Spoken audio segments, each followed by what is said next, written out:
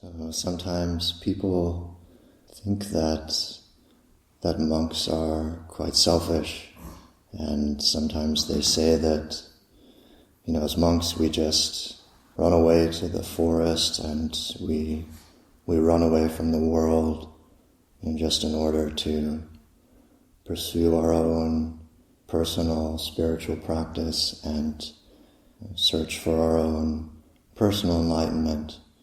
And oftentimes people think that it's a very individual kind of selfish pursuit, and that we're kind of only interested in our own happiness, and we're not really interested in the world, and we're not really interested in other people.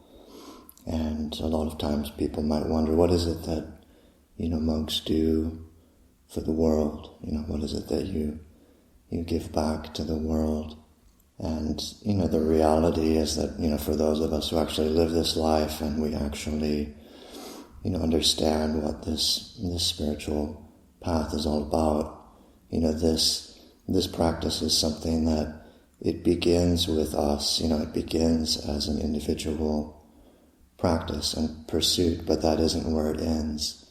The goal of our spiritual practice is always, in the beginning to find our own happiness and peace within ourselves, but then it always is about how do we spread that into the world around us, how do we help others around us.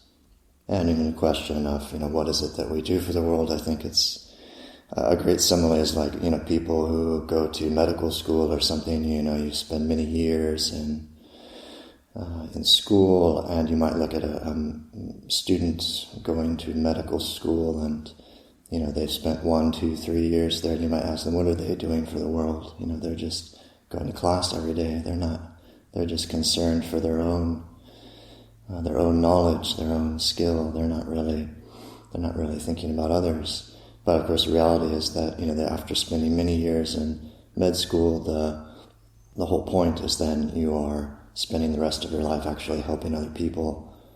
And that is, it's very much like our practice. We're going to this school, this university, a university of learning how to make the mind peaceful so that we can then spread that peace into the world around us. And I think a great example of this is actually Tanachan Jayasara, who just visited us about a month ago, and when he departed after his short stay, I was kind of reflecting on this, that, he's really a great example of somebody who has, spent many years working on his own spiritual practice, but now he has reached a place where he is just giving back to the world, and I think, many of us, certainly myself, and I think probably most of the community, felt this incredible uplift when he came for his visit, and for myself I felt incredibly inspired and kind of refreshed and invigorated by his teachings and his presence. And I think that that's something that probably was felt by the whole community here. And I was reflecting that why did he come here? Why did he visit us?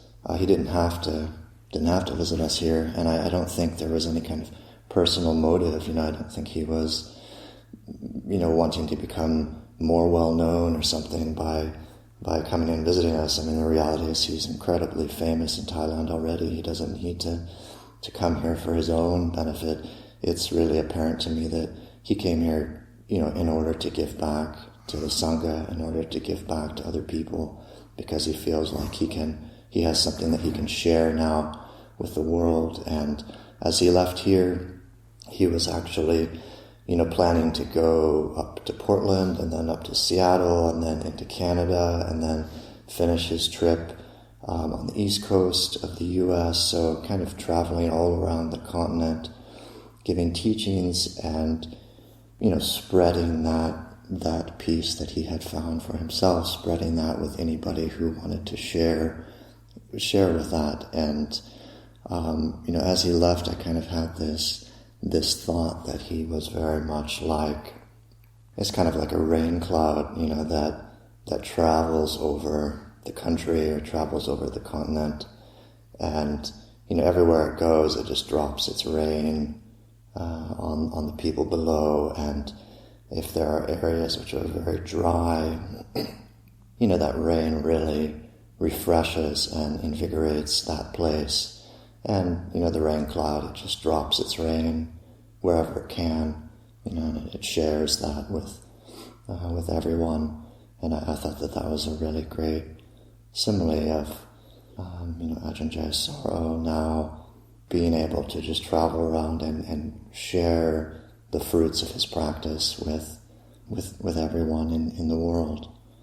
So this, Ajahn Sudhiro and also our other respected teachers in our tradition, they're great examples of, what is the purpose of our practice ultimately.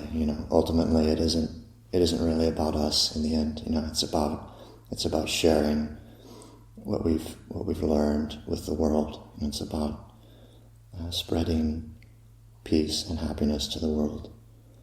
So I'll offer that for reflection this morning.